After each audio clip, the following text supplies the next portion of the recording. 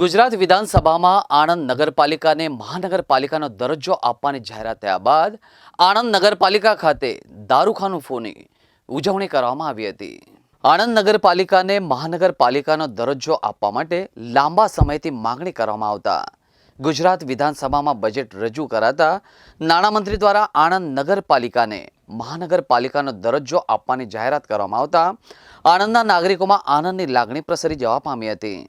આણંદ નગરપાલિકા પ્રમુખ જિગ્નેશ પટેલ, ધારાસભ્ય યોગેશ પટેલ સહિત કાઉન્સિલરો અને શહેર ભાજપ સંગઠનના પદાધિકારીઓ દ્વારા નગરપાલિકાની બહાર દારૂખાની ફોડી એકબીજાને મીઠાઈ ખવડાવી ઉજવણી કરવામાં આવી હતી। આજે આણંદ શહેરના પ્રજાજનો માટે અને આણંદ શહેર માટે ભારતીય જનતા પાર્ટીની સરકારે સોનાનો સૂરજ ઉગાડ્યો છે।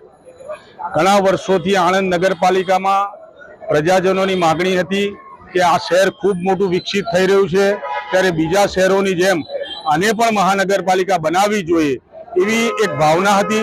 જે ભાવનાને અમે આદરણીય મુખ્યમંત્રીશ્રીને રજૂઆત કરતા આજે હકાતક રજૂઆતને લઈને ગુજરાતના નાણામંત્રીએ 2024-25ના બજેટમાં આણંદ નગરપાલિકાને મહાનગરપાલિકા બનાવવા માટેની દિશામાં જે કંઈ બજેટમાં સમાવેશ કરવો પડે એ સમાવેશ કરીને આજે જાહેરાત કરી છે કે આગામી સમયમાં આણંદ નગરપાલિકા મહાનગરપાલિકા બની જશે।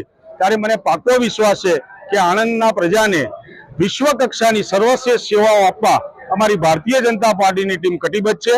ત્યારે આજે અમે આ પ્રસંગે મુખ્યમંત્રીશ્રીનો ખૂબ ખૂબ આભાર માનીએ છીએ, નાણામંત્રીશ્રીનો ખૂબ ખૂબ આભાર માનીએ છીએ અને ભારતીય જનતા પાર્ટીના તમામ કેબિનેટ મિનિસ્ટરોનો અને સંગઠનની ટીમોનો આ ક્ષણે આણંદની પ્રજા વતી અમે ખૂબ આભાર માનીએ છીએ।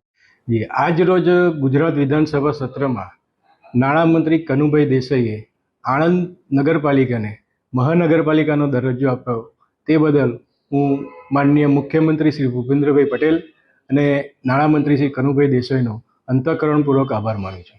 આણંદ નગરપાલિકાને કોર્પોરેશનનો દરજ્જો મળ્યો છે તો એ પ્રમાણે હવે ગ્રાન્ટનો પણ વધારો થશે અને જેટલી ગ્રાન્ટનો વધારો થશે એ પ્રમાણે આજુબાજુના ગામડા વિસ્તાર, આણંદ શહેર વિસ્તાર, બાકરોલ વિસ્તાર જેટલા જે કોઈનો સમાવેશ થશે તે સર્વેનો વિકાસ એકદમ ફૂલ ઝડપીથી થશે।